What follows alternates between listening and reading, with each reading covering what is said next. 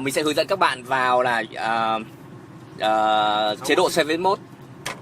Đầu tiên là mình giữ hai tay, được chưa ạ? Nút công tắc số lựa chọn số 1, số 2 khoảng 5 giây. Đúng không ạ? Trên màn hình nó sẽ hiển thị lên là gì? Như thế này. Đúng không ạ? Và khi đó ta dùng công tắc gì? Số 1 để chúng ta gì? Di chuyển con trỏ. Đây, để di chuyển con trỏ trên này. Các bạn nhớ này.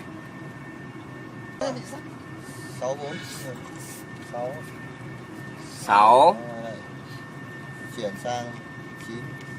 Chuyển sang thì dùng nút lựa chọn công tắc số 2 để chuyển, ấn phía dưới. 4 rồi. Chuyển sang con trỏ sang thì ấn phím 1 phía trên. Đúng không ạ? 6, 4, 9. Chuyển sang tiếp tục, ấn số 1. 1, ok. Ấn công tắc gì? Lựa chọn công tắc số 1 phía trên. Nó ra được màn hình chế độ và chế độ Service Mode. Ok.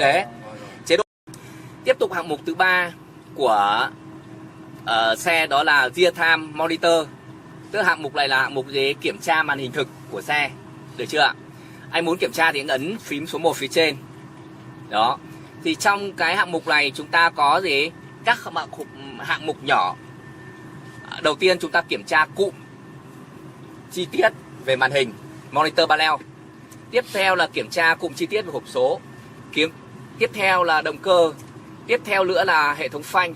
Tiếp theo nữa là hệ thống VSMS. Tiếp theo nữa là hạng mục để chúng ta kiểm tra bằng cách chúng ta nhập mã số. Chúng ta chỉ nhập được 2 hạng mục, tức là 2 mã số để chúng ta kiểm tra ở trên màn hình. Được chưa ạ? Và khi xong đó thì chúng ta quay ra ngoài. Ví dụ ở đây tôi muốn vào cái hạng mục để tôi nhập 2 mã số này thì tôi ấn gì? Phím 1 ở phía trên. Đó, nó sẽ nhảy ra màn hình 2 mã số. Và lúc này các bạn gì? Ấn lựa chọn công tắc số 2 để các bạn nhập mã số vào. 2 mã số. Sau khi được rồi thì các bạn ấn xác nhận ở công tắc lựa chọn số 1, ấn phía dưới. Đó, nó sẽ quay ra. Đúng không ạ?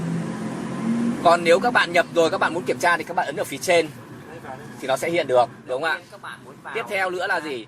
Thì các bạn phải vào chế độ Service và vào 6491 và các bạn chọn cái mục gì? Rear Time Monitor. Sau đó các bạn vào từng hạng mục một để các bạn kiểm tra. Có 2 cách để chúng ta kiểm tra. Một là chúng ta ấn trên màn hình dùng phím 1 để xác nhận và phím 2 để chúng ta kiểm tra từng hạng mục một. Như thế thì rất là lâu. Còn cách thứ hai đó là các bạn vào cái mục To Item và sau đó các bạn nhập vào mã để các bạn kiểm tra. Như vậy các bạn cần phải có mã để các bạn nhập vào để các bạn kiểm tra. Ở video lần trước tôi đã giới thiệu với các bạn cách vào chế độ Service và vào mục Rear Time Monitor.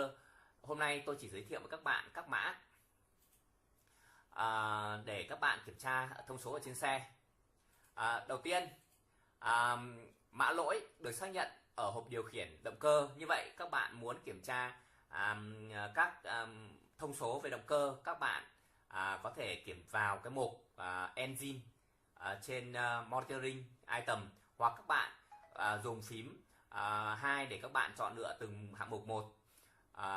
Sau đây các bạn cùng theo tôi chúng ta đề cập từng mã một. Thứ nhất là lỗi mã 03200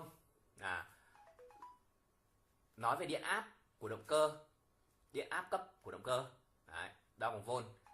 Thứ hai đó là mã 01002, đó là mã tốc độ của động cơ tính bằng số vòng quay trên phút. Tiếp theo đó là mã 04104, đó là nhiệt độ nước làm mát của động cơ tính bằng nhiệt độ C. Tiếp theo mã tiếp là 04105, đó là điện áp sensor của nhiệt độ nước làm mát của động cơ. Tiếp theo đó là mã 37200, đó là áp suất dầu của động cơ tính bằng kg Pascal. Tiếp theo mã nữa đó là mã 37201, tức là điện áp sensor áp suất dầu động cơ. Tiếp theo đó là mã 42700, đó là nhiệt độ dầu động cơ tính bằng độ C. Tiếp theo đó là mã 42702, đó là điện áp sensor nhiệt độ dầu động cơ tính bằng volt. Tiếp theo mã 36400, đó là áp suất dầu hệ thống nhiên liệu kim phun tính bằng megapascal. Tiếp theo đó là mã 40204, đó là nhiệt độ nhiên liệu của động cơ. Tiếp theo đó là mã 40201, đó là nhiệt độ nhiên liệu tính bằng volt. Tiếp theo đó là 18500, tức là nhiệt độ khí nạp tính bằng 0 độ C, bằng độ C. Tiếp theo đó là mã 18501, tức là nhiệt độ khí nạp tính bằng volt. Tiếp theo mã 36402, áp suất hệ thống nhiên liệu kim phun tính bằng volt. Tiếp theo mã 37400, áp suất không khí bên ngoài tính bằng kg pascal. Tiếp theo mã 37402, áp suất không khí bên ngoài tính bằng volt. Tiếp theo mã 18400, nhiệt độ khí nạp tính bằng độ C. Tiếp theo mã 18401, nhiệt độ khí nạp tính bằng volt. Tiếp theo đó là mã 36500, áp suất khí nạp tính bằng kg pascal. Tiếp theo đó là mã 36502, áp suất khí nạp tính bằng volt. Tiếp theo đó là mã 18700, moment dầu đầu ra của động cơ tính bằng Newton/mét. Tiếp theo mã 31706, vị trí cuối cùng của bàn đạp chân ga tính bằng phần trăm. Tiếp theo đó là mã 37300, lượng tiêu thụ nhiên liệu tính bằng lít/giờ. Tiếp theo mã 18600, lệnh tỷ lệ kim phun nhiên liệu tính bằng mg. Tiếp theo mã 36300, lệnh thời điểm phun tính bằng CA. Tiếp theo mã 31701, vị trí bàn đạp chân ga tính bằng phần trăm. Tiếp theo mã 31707, vị trí bàn đạp chân ga. Tiếp theo mã 18900, đó là nhiệt độ bên trong hộp đen tính bằng độ C.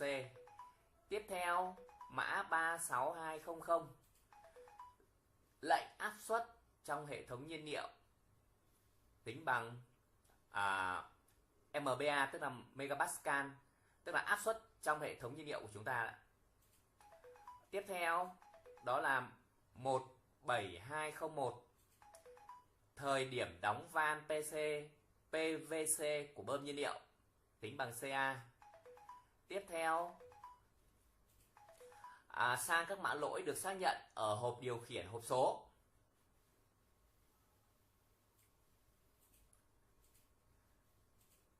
Tiếp theo 31200, tốc độ đầu vào của hộp số tính bằng vòng trên phút. Tiếp theo 31300, tốc độ trục giữa hộp số tính bằng vòng trên phút, chúng ta gọi là trục trung gian.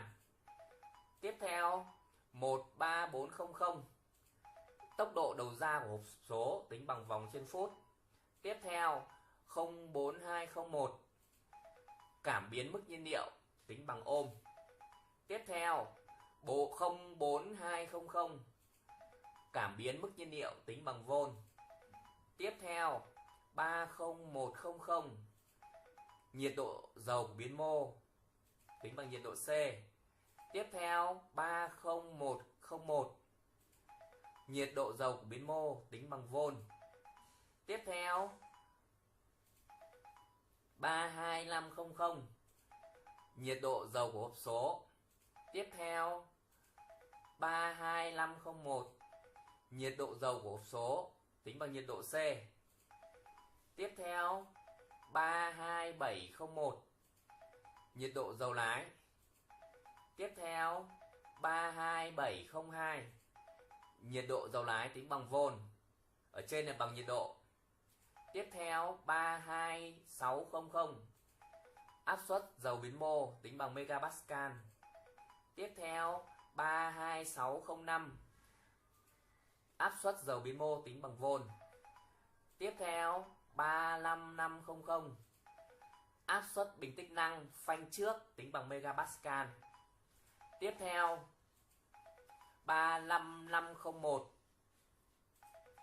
áp suất dầu bình tích năng phanh sau tính bằng megapascal.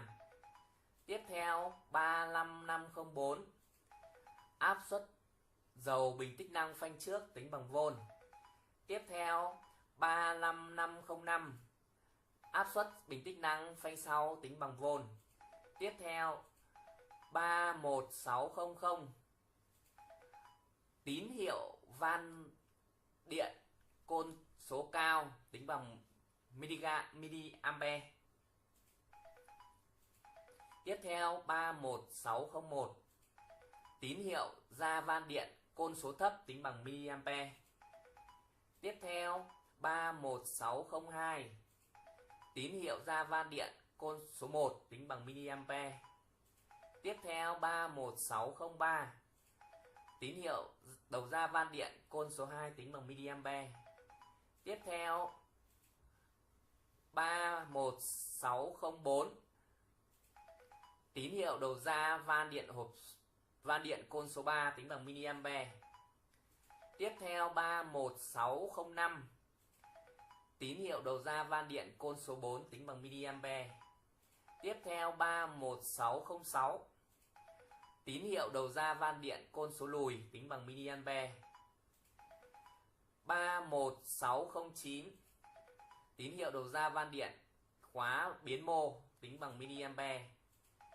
31643, tín hiệu đầu ra van điện áp suất dầu hộp số tính bằng mA. 32903, cảm biến góc nghiêng tính bằng vôn. 32900, cảm biến góc nghiêng tính bằng độ góc. Tiếp theo 41800, thời gian điền đầy côn thấp tính bằng giây.